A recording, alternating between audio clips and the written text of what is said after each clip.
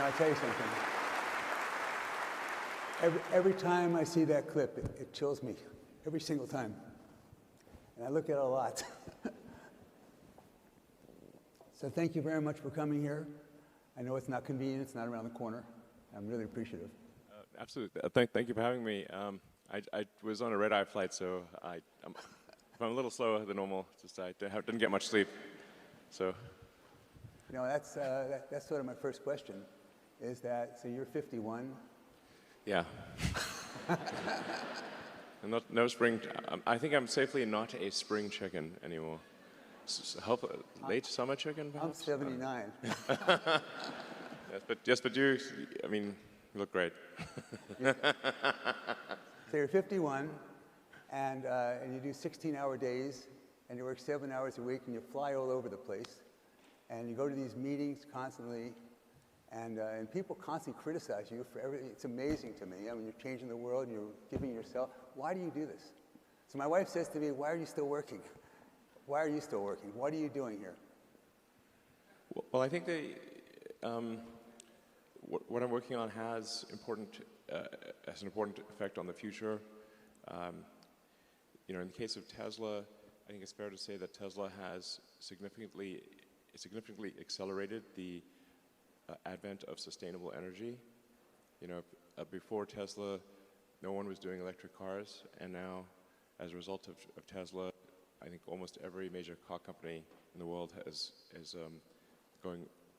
building electric cars, and I think that's a pretty big deal. But there's still a long way to go to transition the world to a sustainable energy economy, and so we still have a lot of work ahead of us at Tesla, but that's our goal there.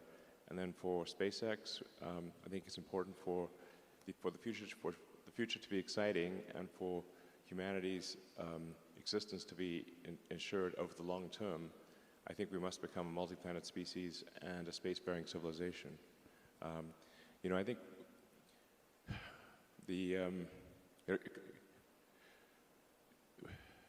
we're here like 4.5 billion years after Earth got started, 13.8 billion years into the age of the universe, and it's only now, recently, in the last 5,000 years, that we invented writing. I would say date the first civilization by when there was the first writing, which was in ancient Sumeria around 5,000 or 6,000 years ago. So we've basically just been here for a very brief instant. A blink. All of human civilization is a blink of an eye, if there was an eye, on an evolutionary timescale. So I think it's important we take the actions to ensure that the light of consciousness continues, and because we should really view consciousness as a small candle in a vast darkness, and it could easily go out. So you have these missions, and somehow, whenever you have the mission and you have this vision, and you are a visionary, that somehow, whatever you do, you develop other businesses. So when you started SpaceX, you didn't think about satellites. When you started Tesla, you didn't think about robots. When you don't have enough people, you didn't think about robots. So you didn't think about autonomous driving. And without Elon, there would not be electric cars. Nobody who makes cars wants to make electric cars. They're being forced to make them. In fact, every time they sell an electric car, they sell one fewer car that they make money on. And they have all that money invested in plants that make those other cars. So nobody wants to have these cars except for him. And everybody thought it was going to fail. And one of the things you said is that patents are for the weak. And you share your patents. Yeah. And with other companies, of course, on the other hand, when they get your patents, you're 2 or 3 years ahead of them. Well, I mean, joking about patents for the weak, I think there is a role for patents. Let's say if some company has spent a lot of money developing a particular medicine and had to go through the expense of stage 3 medical trials, and then they finally get something that is approved, but where the drug itself is cheap to manufacture, then I think a patent in that case makes sense. Otherwise, no one would go to the trouble of doing stage 3 medical trials. so there are definitely roles for patents. In the case of Tesla, our goal is to advance sustainable energy, and so, and we can't just do it by ourselves. We need the whole industry to go that way. So we gave them our patents for free in order to help them accelerate electric vehicles. So it must be terrifying to other companies to realize that when we make cars, it's $39,000 in cost a car, and we're making $15,000, $16,000 in profit a car. And so we invest $7 billion, and we make $15 billion a year. I'm sorry, yeah, and 15, right, 15, a million cars, 15,000, 15 a million a year on a $7 million investment. Shocking. So no one else does that. And when and here you're telling us how you want to make cars for $20,000 a piece. How do you do that? Well, we've not formally announced our next car program, so I can't talk too much about our upcoming vehicle program or programs that have not been announced, but we do expect to make cars that are more affordable than the current Model 3 or Model Y. So, and a big factor in this is, yeah.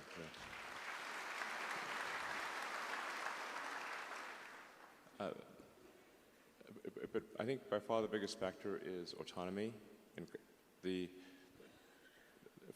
terms of the value of a car, because right now cars get driven for about 10 or 12 hours a week, like maybe 1.5 hours a day, and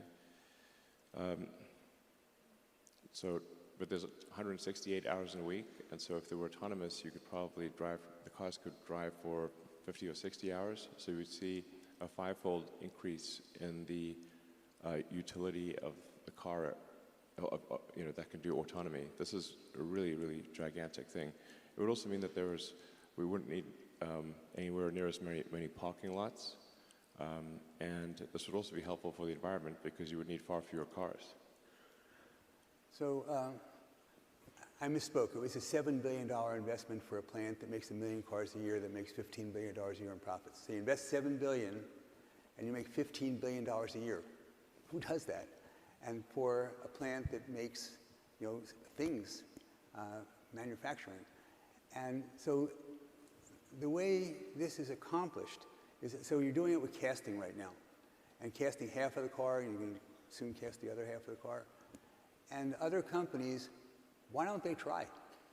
Why don't they try to do what we're doing? In fact, one of the executives of another automobile company wanted me to introduce her to you, and you did that once at a meeting, and now she wants to come visit with her director of engineering, our plant in Austin. And I presume when I ask you, you're going to say, yeah, bring her on, because you innovate so fast, by the time anyone copies what we're doing, we're on to something else. What else is there? When you're casting, what else is there that enables us to make it cheaper?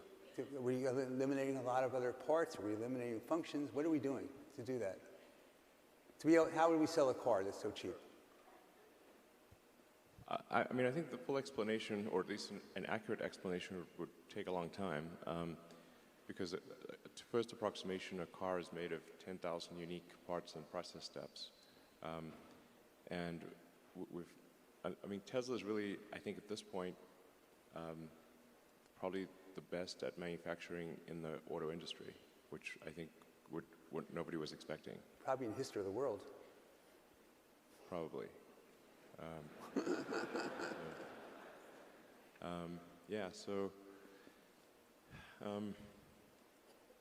Well, I've got this first principles algorithm that I find to be very helpful in the design and manufacturing of anything, and people here may find it helpful. The first thing you should do is make the requirements that you've been given less dumb. Whatever constraints and requirements were given, they were to some degree dumb, and you want to make them less dumb. If you don't start with this, then you answer you get the right answer to the wrong question. And the requirements must be given from a person who can explain the requirement, not from a department, because then you don't know who to talk to. Then step 2 is delete the part or delete the process step. This sounds extremely obvious, and yet over and over again, we have found that parts were not needed. They were just put in there just in case, or by mistake, or there was a step that someone thought was needed, but was not actually needed. This sounds insanely obvious, but we've deleted so many parts from the car that did nothing. They were just there? Well, yeah, I mean, I can give you so many examples. One example was there were 3 fiberglass mats on top of the battery pack. They partially covered the battery pack, and I was on the battery pack production line, and it was the number one thing choking battery pack production with gluing on these 3 fiberglass mats to the top of the battery pack. And so this is the reason I repeat this algorithm myself is that I first did things backwards. First, I try to automate it. Then I try to accelerate it, just have this go faster. Then I try to simplify it, and only then did I delete it. Because it turned out that the team at Tesla that does noise and vibration minimization, so making the car quiet, thought that the fiberglass mats were there because of the battery safety team for battery fire prevention. And then I asked the battery fire prevention team what were they needed for, and they said, oh, noise and vibration. And I'm like, okay. So then we had 2 cars drive, one with a microphone in each car, and you could not tell the difference. So we went to all that trouble for a part that should not exist. And then another example was there was again, this was these were choke points in the entire production system. That's why I'm running around the production line trying to fix the production line, just like a maniac, sort of Tasmanian devil, just running around the factory like a lunatic. Let's see, we had the body production line in Model 3 was at one point stuck because we had a laser welding cell to weld a small cross-car beam in the passenger footwell of the front seats. And I'm looking at this beam, and I'm like, what the heck does that do? Because the entire factory stopped trying to get this laser weld cell to work. And I'm like, I can't imagine what a useful thing it could do. And then the production team said, oh, that's for crash safety. So then I called the crash safety team and said, is this for crash safety? They said, oh, no, that didn't do anything. We should delete it. That turned out to be totally useless, but they forgot to tell the production team. Honestly, a bunch of these things just feel like you're living in a Dilbert cartoon. Like, oh no, any given company, they should have what's your Dilbert ratio? Okay, it's not 0. So is this you, or is this your Dilbert quotient? Try to keep it low. So is this you, or is this? So you do all these different things here. No, that's literally me. So do you have? This is not someone else who did this. I was living in the factory in Fremont, and the one in Nevada for 3 years straight. That was my primary residence. I'm not kidding, literally. Did you keep the couch? I actually slept in a couch at one point in a tent on the roof, and then, but for a while there, I was just sleeping under my desk, which is out in the open in the factory, and for an important reason. And it was damn uncomfortable sleeping on that floor. And always, when I woke up, I'd smell like metal dust. We went to visit, and they bought him a new couch. Yeah, but actually, I stopped using the couch because there's a little conference room and a couch there. I stopped using the couch, and I just slept on the floor under my desk, so during shift change, the entire team could see me. And that's important because, the team, if they think the sort of their leader is off somewhere having a good time, you know, drinking Mai Tais on a tropical island, which I could definitely have been doing and would much have preferred to do.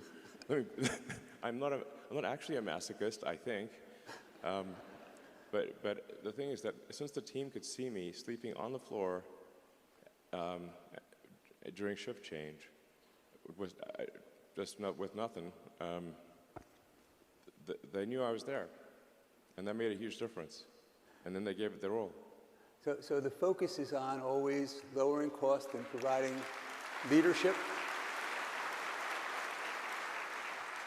And this company, we're doing 1.5 million cars a year, but you expect to do 20. And so what happens in 10 years if you're not there? What happens in 5 years if you're not there? How does that work? I mean, are there all these people? So at all the engineering schools, the top engineering schools, the top choice of where everybody wants to work is Tesla or SpaceX, those two places. So do we have all these people coming up and fighting each other for the job, or they're working together? How do you get people to say, gee, I could buy that real expensive house, but I'm not going to do that. Boy, I could go on vacation, I'm not going to. Well, we do have that problem a little bit. So, you know, as a company has prosperity, and then people become wealthy, then for a lot of people, you know, that once they become sort of independently wealthy, they just can't bring themselves to work, or they don't want to work, and that's totally, you know, understandable. No judgment.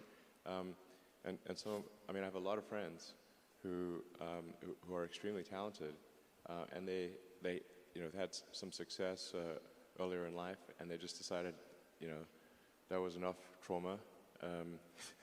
I mean, you know, one of my good friend of mine saying, like, for starting a company is like eating glass and staring into the abyss.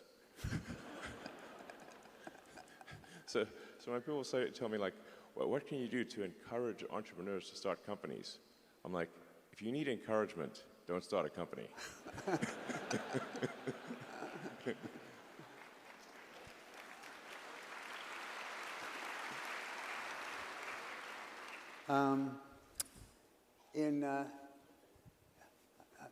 In SpaceX, and so we have you know, competitors, sort of, I guess. So SLS, and you know, I read about. That's not, you know, it's just Boeing, Northrop, and Lockheed.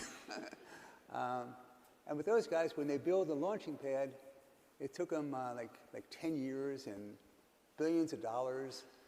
And we had to build a launching pad, and it cost a few $100 million, and did it in 6 months. And then I was interested in how that was done, and the woman I'm talking to says that, Ron, did you see the plumbing when you went there? I said, why should it cost hundreds of millions of dollars? It looks like it's a landing field. And I said, would you see what's underneath? Did you see the plumbing? And I said, no, they didn't show that to me.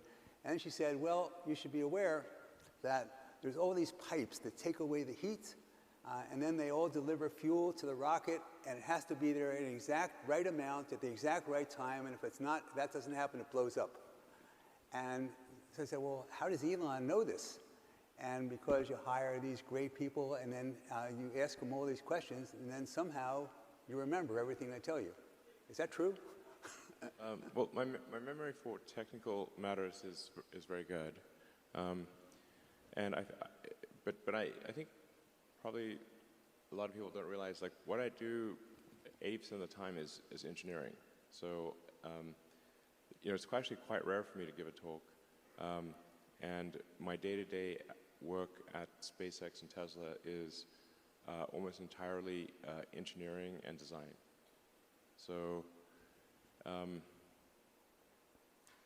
and also production. Production is key, but although I consider that to be part of engineering. Yeah, so, but Starship is something special. The thing that is, like the holy grail, like the critical breakthrough needed to make life multiplanetary and for humanity to be a spacefaring civilization, is a fully and rapidly reusable rocket, orbital rocket.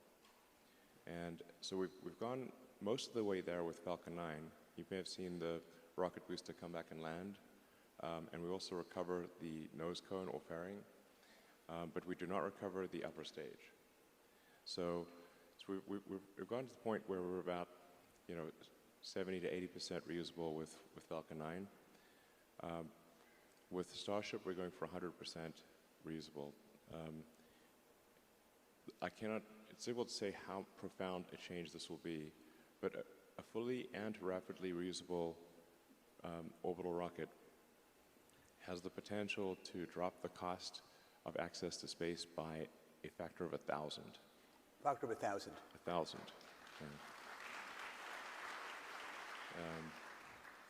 And I should say also, Starship it's a very, very big rocket.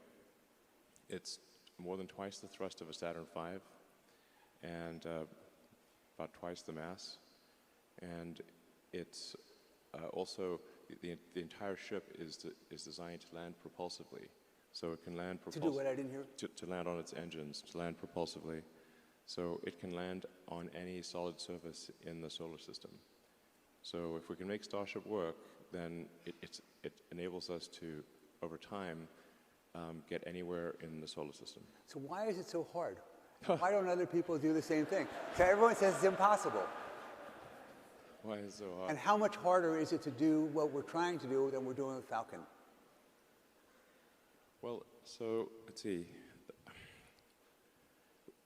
Earth's gravity is actually quite strong, and we have a thick atmosphere.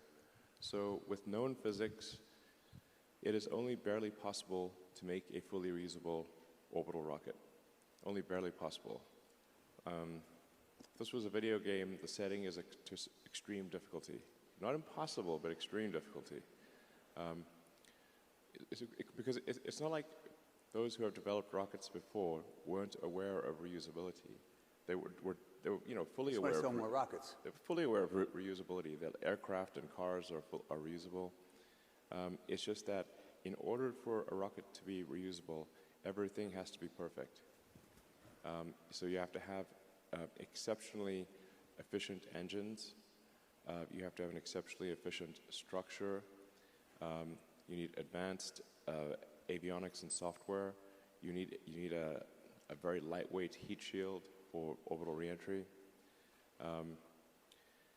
And then another key factor for traveling to Mars is you need orbital refilling, so that you get the ship to orbit, and then you send up tankers to refill the ship in orbit, just like is done by the Air Force with aerial refueling.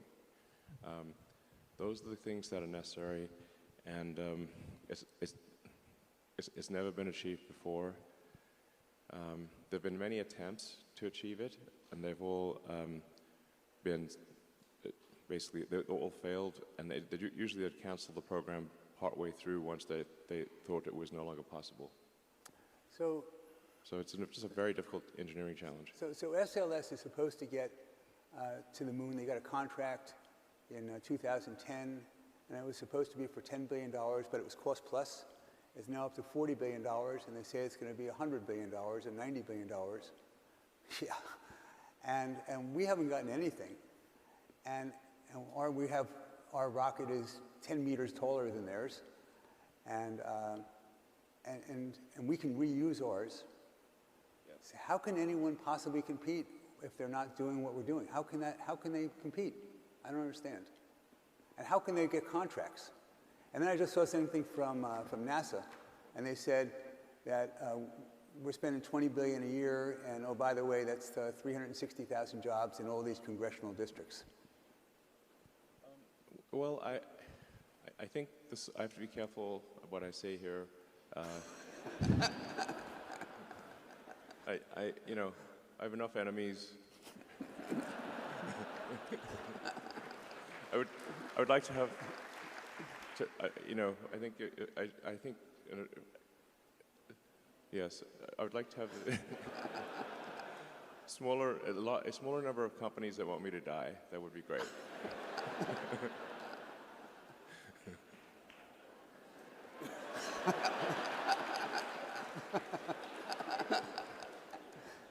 So, but like I said, you know, a big part of this is like, what's the goal? You know, in the case of Starship, the goal is to lower the cost of access to orbit and ultimately to Mars and the Moon and elsewhere, to the point where humanity can actually afford to become a multi-planet species, to the point where we can afford to have a permanent base on the Moon and ultimately far exceed the high watermark of Apollo, which was incredible and I think inspiring to all of humanity, everyone. If you were to ask people, I think almost in any country, not Americans, anyone, what was humanity's greatest achievement in the 20th century? Maybe ever. Space. Go to the Moon. And that's why they say moonshot as a metaphor, because that was incredible.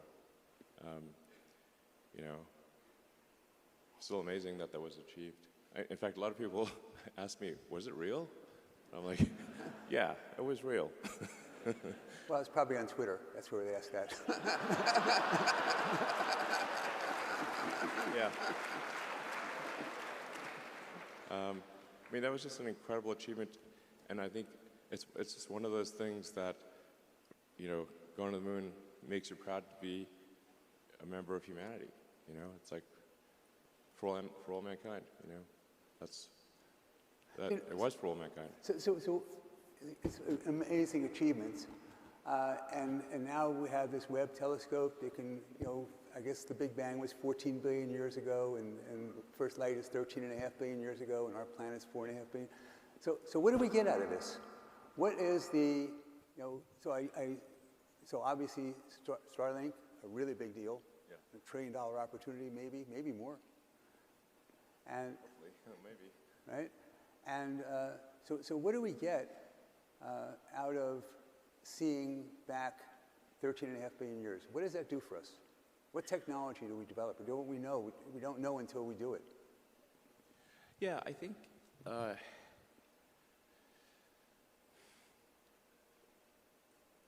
yeah. I think like there's two main motivations, I think, for becoming a multi-planet species and a spacefaring civilization, and then ultimately going beyond that to go to other star systems and explore the galaxy. And I think we may find that there's many one-planet civilizations that died out millions of years ago and never made it to the second planet. Do you think in your lifetime that happens? Well, it depends how long I live. Maybe forever. You know, if I keep increasing that enemies list, it might not be much longer. I mean, it would be deeply ironic if it's someone angry on Twitter that takes me out. Well, now like, you can keep them off Twitter. Yeah, exactly. So anyway, I think there's two reasons for life to become multiplanetary, life as we know it to become multiplanetary. I think one is the defensive reason, where I think we want the light of consciousness to not be extinguished if something were to happen to Earth. And you know, in the case of the dinosaurs, they only had to worry about, like, you know, meteors and supervolcanoes and other things. But for us humans, we actually have the power to destroy ourselves with nuclear weapons, or some sort of, you know, crazy bioterrorism thing. So, you know, so there's some danger that is not zero that could cause the end of life on Earth as we know it. So that's kind of the defensive reason to ensure that life is not just, and consciousness is not only on Earth. That's the defensive reason to protect the future of consciousness. Then the other big reason, I think, is that it's exciting, and it's adventurous, and it's inspiring, and makes it makes you think positively about the future, you know. And life can't just be about solving one problem or another. There need to be reasons to be inspired, you know, reasons that move your heart and say, yes, the future is going to be great. And when you get out, you know, when you wake up in the morning, I can't wait to see what happens next. And I think that's, you know, humanity going to Mars, even if you don't yourself want to go to Mars, and most people don't, just watch it. It's a tough gig, frankly. This would not be a luxury expedition, but you'd be able to watch it happen, and I think it would just be incredibly inspiring to the world in the same way that the Apollo program was inspiring to the world. And like I said, there's got to be, life can't just be about solving one problem or another. We need things that make us excited and inspired about the future, and that would be one of them.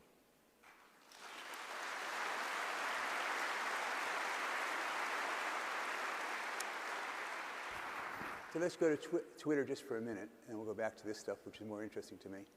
I try to get out of the deal. Well, you told me you wanted to ask. To get out. Dragging me back in. A reminder of that scene from The Godfather, basically. But you told me you wanted to ask tough questions. I try to get dragging me back in. So on Twitter. What could possibly go wrong? So I saw this article. It says you bought something called Twitter. And it says, Musk puts off lifting Twitter bans. And so obviously the big deal, to me anyway, in Twitter is that, we have this incredible, so it was incredibly poorly managed, this business. And, but those guys somehow did great for their shareholders by selling it to us. Right? But we didn't buy what they're selling. We bought something of what it's going to become. Yes. I mean, I think it's, most people would say, like, given how the market has evolved this year, the price is on the high side. Right. Right. But that's on base of what it is. Yes. But in terms of I think there is a tremendous amount of potential that it will be very difficult to achieve, but I think possible. And I think ultimately it could be one of the most valuable companies in the world. So when we think about this, in order for that to happen, so I met you, and it took me a few years, and then I believe in you in your heart, right? Your heart. And so, I think you were skeptical. At our first meeting, you were a bit skeptical. And so the way I think about it is that, so I'm trusting you with the future of our country, of the world, actually, when you're in charge of a media like that. And so what I think about is, so how do you prevent, so being Jewish, how do you prevent this anti-Semitism? Or if I were black, how do you prevent all of the... So how do you prevent the use of the N-word? And when I think about TikTok, and they're able, with just looking at pictures, to tell what you're going to do. You know, you move your left arm, you move your right arm, other pictures you like. So that's what they do with their software, and they've great their algorithm. How can we not have an amazing algorithm? Because we know more about them to do with TikTok, and we ought to know what interests people have. And because of that, in words, we should be able to figure out words that people are using, what that means, and considering what content they're interested in. We should be able to figure out with software how to moderate this and prevent that from happening. Is that true or not? Yeah, yes, absolutely. Totally agree. I want to be clear. Content moderation policies have not changed at Twitter, and it is not okay to engage in hateful conduct on Twitter.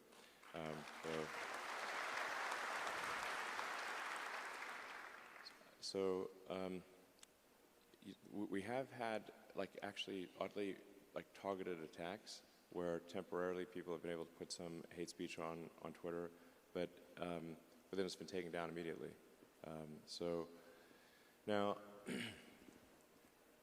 part of what I'm trying to achieve with this sort of enabling everyone to be payment verified with Twitter Blue is to try to get as many people payment verified as possible.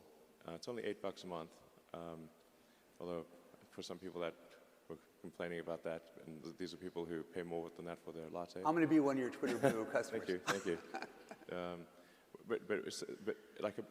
it's part of its revenue, part of it is payment authentication. And so if somebody, because there is a huge problem with spam and bots and trolls on Twitter, and organizations trying to manipulate public opinion, and just generally making the system worse. And I think that there is an answer to that, which is to get as many regular users of Twitter to be a subscriber for $8 a month. And you'll get a lot more than just the blue check mark for $8 a month, because now we can afford long-form video, long audio, podcasts, and we can also start sharing revenue with content creators, which is essential. You give them a chance to make money. Yeah, absolutely. Just so, I mean, right now, if you're on Twitter, you'll see a lot of links posted to YouTube and TikTok, and that's because, at least until now, Twitter has not even given them enough video length to post their video, and then they give the content creators no means of monetizing the video. So we're going to change that rapidly at Twitter. It's going to be transformative. But if we can get enough verified users, and we're going to prioritize Twitter search, replies, mentions by verified users first, and yeah, this is very. And that's what calls amplified. Yes. So if you're payment verified with blue checkmark, then you're prioritized, and so this is the point of this is to make crime not to pay, because right now to create a bot on Twitter costs less than a penny, so the cost of crime is so cheap, and that's part of why crime and hateful conduct pays. But if somebody risks losing even $8, it's too expensive to now have 100,000 fake accounts, because they have to spend $800,000 a month, as opposed to $800 a month. So, and then we also, since we're using payment authentication, we're piggybacking on the authentication system of the payment system, and we're also piggybacking off of Apple's authentication system, which is another layer of security.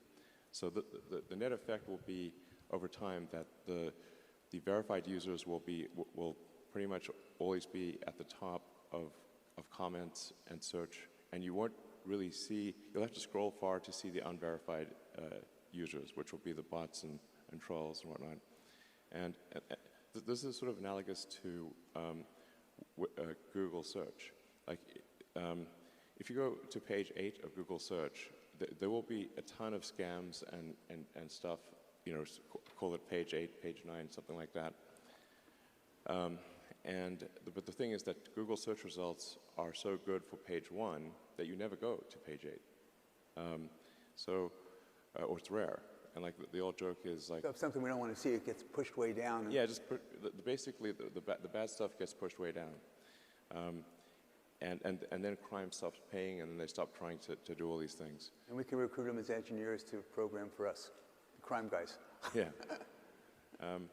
So, I mean, the joke is like, what's the best place to hide a dead body would be the second page of Google search results. Nobody ever goes there. So today we fired half of Twitter, and that should save us, what, $4 billion a year? No, it's not going to save $4 billion a year. I wish, but I mean, to be frank, Twitter was having pretty serious revenue challenges and cost challenges before the acquisition talks started, and any company that is dependent on advertising has had a hard time. So, if you look at, say, Snap or Google, Facebook, whatnot, they've all had a difficult time with advertising revenue dropping, and Twitter is more currently more vulnerable than they are to advertising, because most of Twitter's advertising is large brand advertising as opposed to direct response. So it's kind of like a much more of a discretionary ad spend than it is for if you can do direct response for a specific product. And then we also recently had a lot of difficulty with activist groups pressuring major advertisers to stop spending money on Twitter. This is despite us doing everything possible to appease them and to make it clear that moderation rules and hateful conduct rules have not changed, and we're continuing to enforce them. A number of major advertisers have stopped spending on Twitter. This doesn't seem right because we've made no change in our operations at all, and but nonetheless, the activist groups have been successful in causing a massive drop in Twitter advertising revenue, and we've done our absolute best to appease them, and nothing is working. So this is a major concern, and I think this is, frankly, an attack on the First Amendment. Like, if activist groups can pressure advertisers upon which Twitter is fundamentally dependent to,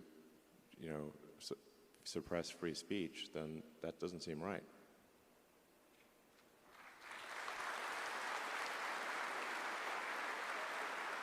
I meant, by the way, 400 million instead of 4 billion. I meant actually 400 million instead of 4 billion. Oh, yeah. Right. Okay, so we're now there. You're living at this place. You go there for the next couple, 3 weeks. You're going to devote, and then we have a team lined up. You think you have a team lined up to manage it, and then you would just do it the same way we do with SpaceX and Tesla, where you just attend the meetings regularly, say this is what we need to do. Do it.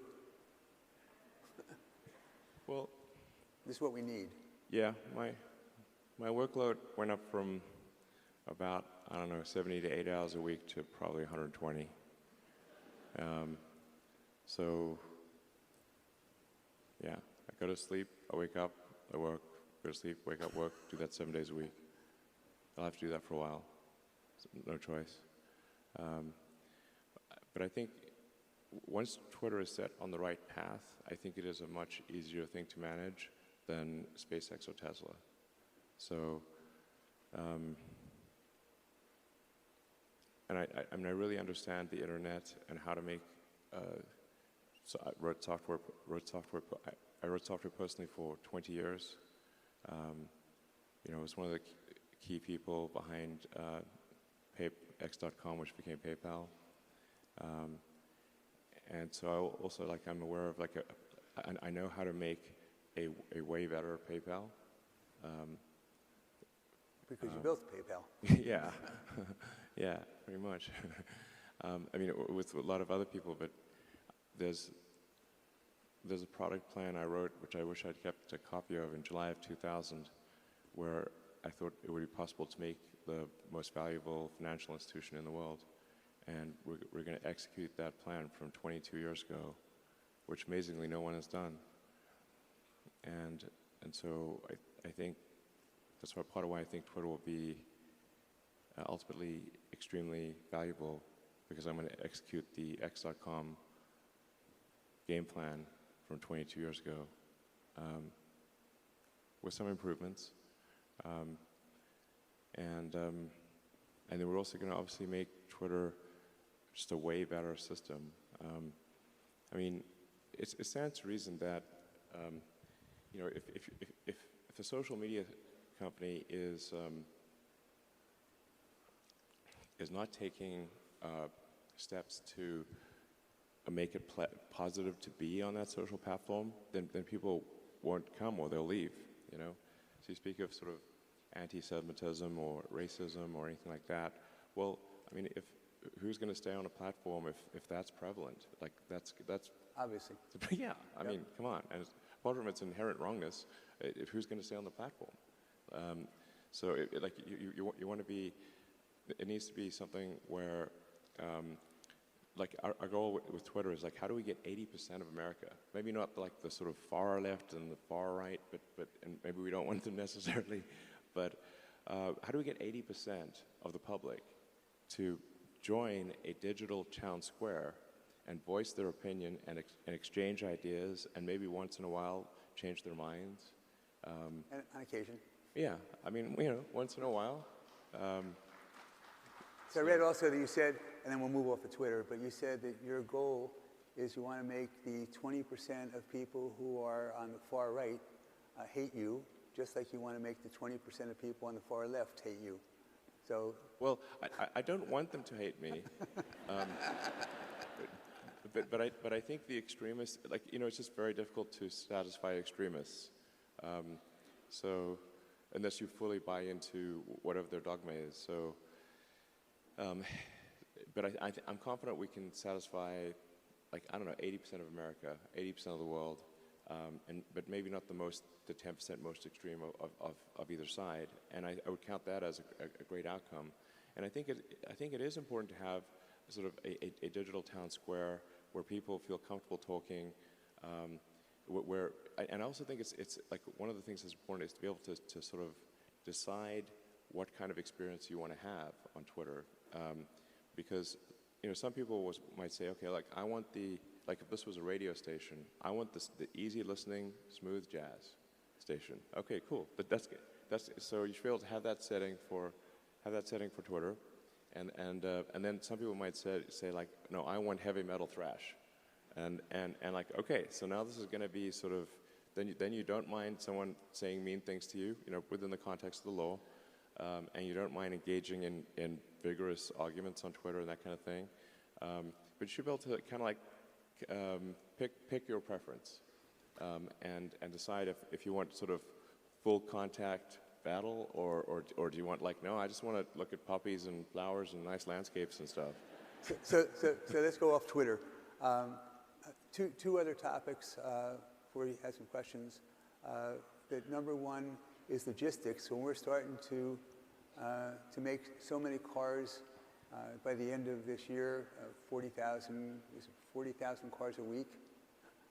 I mean, I have to be careful of MNPI, but I believe I have said in the past publicly that our aspiration is to reach 40,000 a week by the end of this year. So if we're doing that, then that means that we're producing a car every 15 seconds. Yeah. And but that's still only 2 million cars a year, and there's 100 million cars that are made a year. And so the question, so there's presumably capacity to be able to, logistics, to ship all these cars all over the place, to have people pick them up where they want them, but not if they all do them in the same week. Yes, totally. So, I mean, we got a bit of criticism from our Q3 results because we had a lot of cars in transit, and the reason was that we got too big for our cars to actually be transported in the final few weeks. There just weren't enough car carriers and weren't enough ships. So, but it's actually good. It's actually good in the long run to smooth out deliveries and actually have cars in transit at the end of the quarter, because then you're not rushing to get everything delivered by the end of the quarter and paying all these expedite fees. So my question, though, is that if we have autonomous driving and we have autonomous trucks, is that one of the ideas that we're going to be able to move things around with our own, if there's not enough drivers, that we're going to have autonomous transport? Yes. That's question one. We can also, yeah, I mean, if you're in the area, have the car just drive to you. Right. That's one. And then the other one was about materials. And when all of a sudden, so we have somehow navigated supply chain problems from other people. And yeah. You might have thought that it was the absolute brilliance that we had to be able to do that. Mm-hmm. But probably the reason is that when you start off and you don't make any cars a year and you go to someone and say, we're going to make 20 million cars a year from zero, who's going to believe you and make all the equipment that we need? So as a result of that, you were forced initially to be able to say, okay, we're going to get, we'll vertically integrate. We can't rely on you. We'll do vertically integration. And yeah. Cut it? Materials. I can talk longer if you'd like. Don't shoot the messenger. Talk a little bit longer. Materials. So we have geology. Anyone wants to show us a mine, we got people in mines to who are knowledgeable, and if they come to us and say, we can produce this much lithium, this much copper, this much, oh, yeah. we are able to assess that and give contracts to be able to say contractual agreements. Okay, and they'll rely on our agreement. Other people, they won't. Is that fair? And Glencore, the Yeah, well, the scaling constraints change as time goes by. In the beginning, we were just very vertically integrated because suppliers didn't take us seriously. Like we could get hardly any of the best suppliers wouldn't talk to us because the car startup has not been successful in the United States since Chrysler in the 20s, I believe they started. So it's been a century since a car company was successful in the U.S. That was not a foreign car company coming in that was already successful in their home market. So, but for an American car startup, it was Tesla's first success in 100 years. So you can imagine if you're an auto supplier, that doesn't sound like a smart financial decision. Exactly. So then we had to just build a lot of the stuff ourselves, be vertically integrated, or we couldn't create the car. And then that ended up being an asset because now we understood so much about the entire supply chain and what it took to build a car. So we were able to design a more integrated vehicle that actually needed far fewer parts and costs less and weighs less and has higher performance. But it is looking increasingly like for some of the critical elements of batteries that Tesla will need to get into the mining business, mining and refining. That's why Glencore was announced. That's why we're talking to Glencore. We were. No, and we've never contemplated investing in Glencore. I'm talking about Tesla doing it. Ourselves. Yes. Do you have some time for some questions from the audience? Just give me a couple. Turn on the lights. They said no Q&A. Two questions. They said no Q&A. Who's they? The powers that be. I'll do it anyway. I mean, is it from me or you? I don't know. Questions? So by the way, if you leave before we give away the door prizes, which are 2 Teslas, you're not eligible to get the Teslas. But go ahead. I gave an extra one once, I guess last time, but we're not going to do that again. You got to be in your seat in order to get the Teslas. I'm paying for it, not Elon. Questions?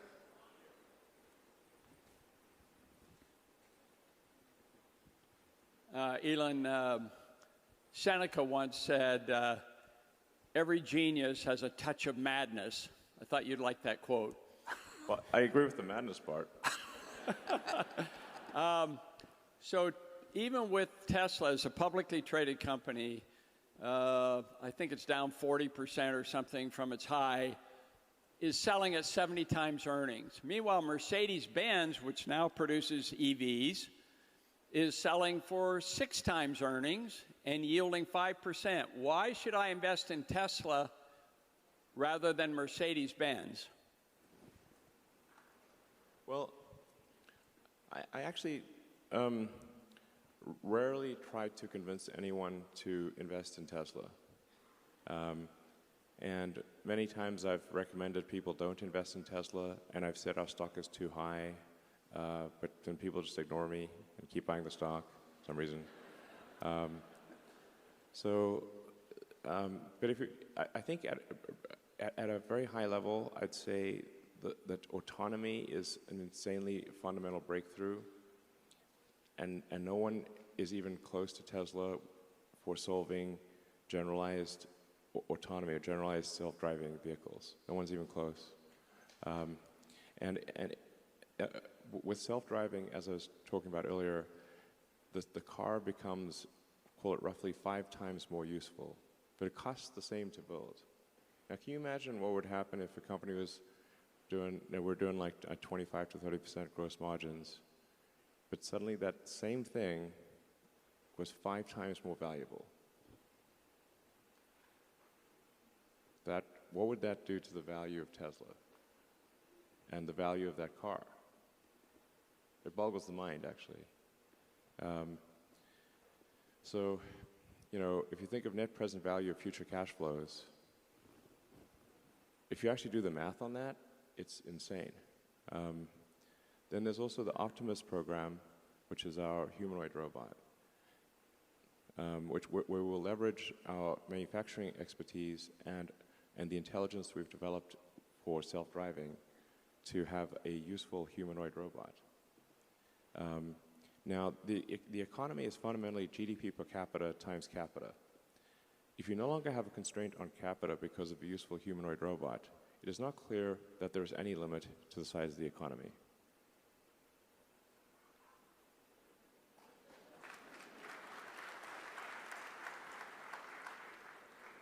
And these things will actually happen. So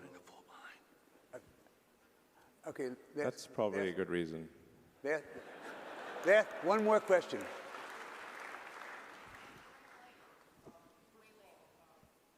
Okay, bring out this side. Okay, this is the last question. Maybe. Oh, no. Do they want to come on the stage? Go ahead. Given all the cars that you're going to make, and I hope Ron's right, whether it's 10 million or 20 million, you're going to need a lot of charging stations around the world. Yes. Have you thought about doing it more efficiently and more economically and better for our ecosystem from an ESG perspective?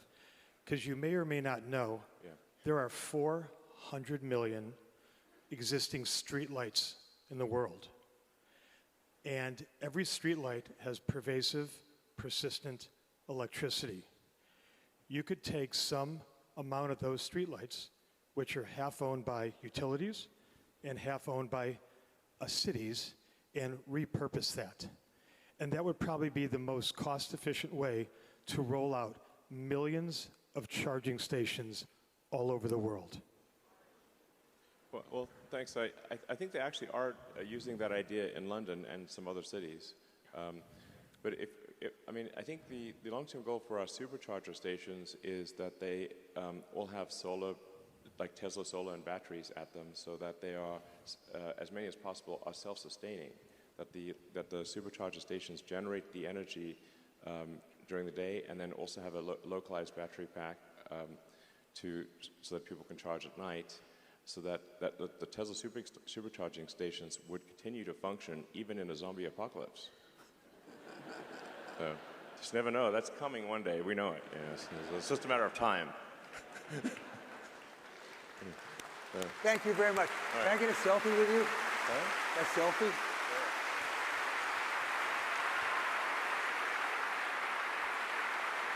I'll post it on Twitter.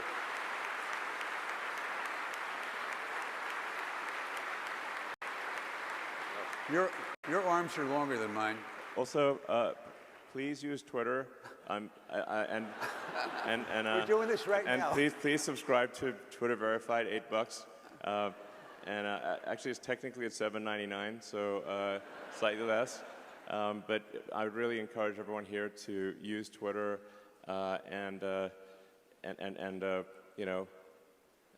yeah, please do that. Here you go. All right. How do we do this? Are we going to switch around? Okay.